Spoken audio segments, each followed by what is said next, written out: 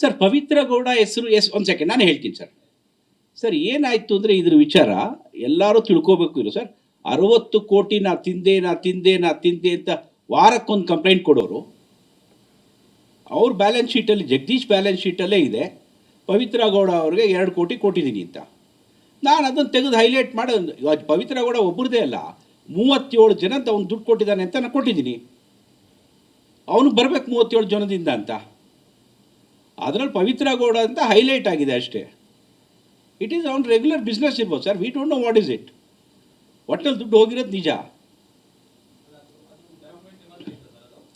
ಇಲ್ಲ sir. Balance sheet ಇದೆ sir. ಅವ್ನ ಬ್ಯಾಲೆನ್ಸ್ ಶೀಟಲ್ಲಿ ರಿಫ್ಲೆಕ್ಟ್ ಆಗಿದೆ. ಇಲ್ಲ ಸರ್, ಅವ್ನ ಸ್ವಂತ ದುಡ್ಡು ಸರ್. ಅದು ಅವ್ರ ಸ್ವಂತ ದುಡ್ಡು ಸರ್. ಸರ್ ಸೌಂದರ್ಯ ಕನ್ಸ್ಟ್ರಕ್ಷನ್ ಹೆಸರಲ್ಲಿ ಹೋಗಲಿಲ್ಲ, ಆರ್ ಜಗದೀಶ್ ಅಕೌಂಟಿಂದ ಹೋಗಿದೆ ಸರ್. ಅರ್ಥ ಆಗಲಿಲ್ಲ ಸರ್.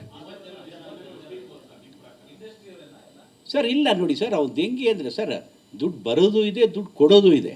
ಅವ್ರ ಇಂಡಿವಿಜುವಲ್ದು I don't want to discuss.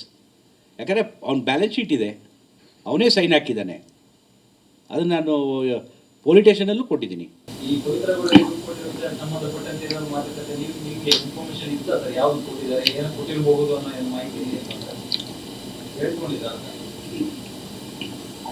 ಇಲ್ಲ ಸರ್, ನಮಗೂ ಗೊತ್ತಿರಲಿಲ್ಲ.